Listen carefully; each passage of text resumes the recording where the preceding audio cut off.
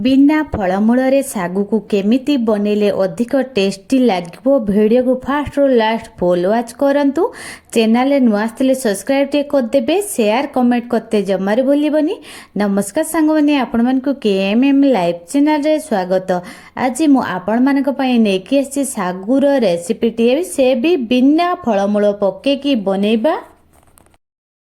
प्रबल खरा एवं गरम रे आपण माने जदि एही परिका सागु तैयारी करी गोटे ग्लास पी देबे पूरा पूरी पेट ठंडा हो जिवो। सागु नबा मु सरुआ दानाडा को नेछि, आपण माने सागु को आपण को हिसाब रे नै पारिबे। मु गोटे कप नेछि, एक कप रे मापी की नबा आपण माने आपण को हिसाब रे सागु को कम बेसी करी की नै पारिबे। सागुर यही रेसिपी बनवा अधिक समय लगे, बहुत ही कम समय यही रेसिपी बनीजिव। एबे आमे किछिगा मिश्री ऐड करिया। मिश्री को ऑप्शनल रखिबे, मिश्री पकेबा द्वारा हमर पेट ठंडा हबो।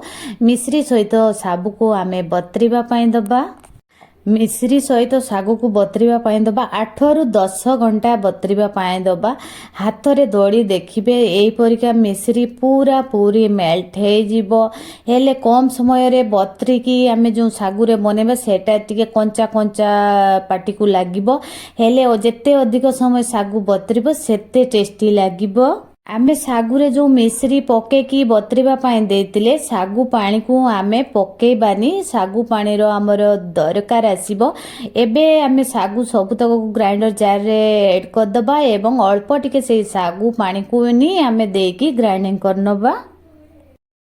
एथिरे एबे आमे नडिया फाड़े ऐड करिबा। नडिया पकेबा द्वारा यार टेस्ट पूरा पूरी लस्सी टाइप रो आसीबो। आमे एथिरे फाड़े नडिया को ऐड करिबा। एबे आमे जो मिश्री पकेइतिले सेथिरे तो टेस्ट काफी आसीबनी। एथिरे आमे अल्प टिके एथिरे चीनी ऐड कर दबा। साबुर एही रेसिपी पाखापाखी हमर 80% हो गलानी। एबे आमे ट्रांसफर कर दबा गोटे बेला को। सेथिरे आमे जो साबु बतरे की पानी को रखितिले ताकू एबे आमे किछिटा ऐड कर दबा।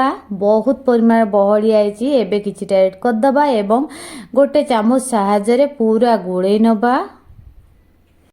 सागु को पूरा पूरी चिकन भाव रे पेस्ट बनै नबा।